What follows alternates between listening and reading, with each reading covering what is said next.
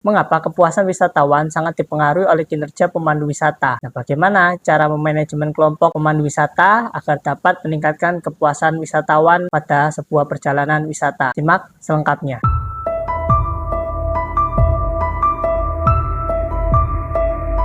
Tentu, dalam sebuah perjalanan pariwisata tidak lepas dari namanya manajemen kelompok pemandu wisata. Manajemen kelompok ini merupakan suatu proses perencanaan, pengorganisasian, pengarahan, dan pengawasan terhadap kelompok wisatawan dalam rangka mencapai tujuan bersama, yaitu adalah memberikan pelayanan wisata yang berkualitas pada wisatawan. Tentu manajemen kelompok ini bertujuan untuk meningkatkan kinerja tim pemandu wisata, mencapai tujuan organisasi maupun perusahaan, kemudian mempertahankan kualitas pelayanan, dan membangun hubungan yang baik dalam jangka panjang dengan wisatawan. Manajemen kelompok ini memiliki beberapa fungsi. Pertama dari fungsi perencanaan, fungsi pengorganisasian, fungsi pengarahan, dan fungsi pengawasan. Yang pertama, terkait dengan fungsi perencanaan, yaitu terdapat beberapa hal yang perlu dilakukan. Pertama, menetapkan tujuan dan sasaran yang jelas. Kedua, membuat rencana kerja yang detail. Dan yang terakhir adalah mengalokasikan sumber daya yang tepat. Pada fungsi pengorganisasian, terdapat beberapa tahapan yang perlu dilakukan, yaitu adalah membentuk struktur organisasi yang efektif, mendelegasikan tugas dan tanggung jawab, dan menentukan garis koordinasi dan komunikasi antar tim. Selanjutnya, pada fungsi pengarahan, yaitu adalah memberikan motivasi dan insentif kepada tim, kemudian menyampaikan tujuan dan kebijakan organisasi, memberikan pengarahan yang jelas kepada tim. Terakhir adalah mengevaluasi kinerja individu dan tim, melakukan pengendalian terhadap pelaksanaan rencana, dan yang terakhir adalah melakukan perbaikan yang diperlukan. Tentu pada manajemen kelompok ini terdapat beberapa tantangan yang perlu disolusikan, seperti perbedaan budaya, kemudian perbedaan gaya komunikasi, dan juga